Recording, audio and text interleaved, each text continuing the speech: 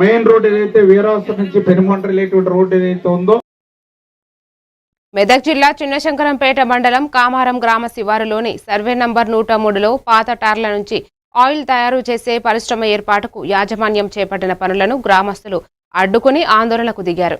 గ్రామ శివారులోని ఇలాంటి కాలుష్య పరిశ్రమను అనుమతించవద్దని వారు స్పష్టం చేశారు.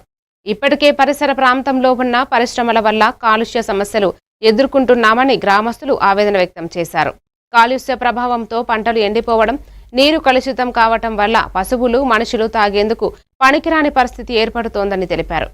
ఈ విషయమై గత నెల 23న జిల్లా అదనపు కలెక్టర్కు కూడా ఫిర్యాదు చేసినట్టు తెలిపారు. అధికారులు వెంటనే స్పందించి పరిశ్రమ పనులను నిలిపివేయాలని గ్రామస్తులు డిమాండ్ చేశారు.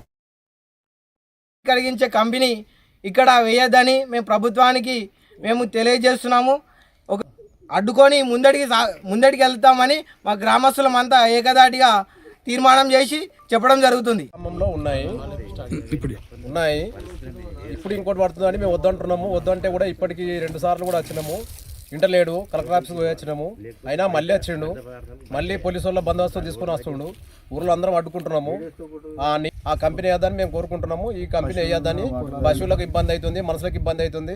ఈ పొలాలకు ఆ స్మెల్ వచ్చి అంత పొలాలంతా ఖరాబ్.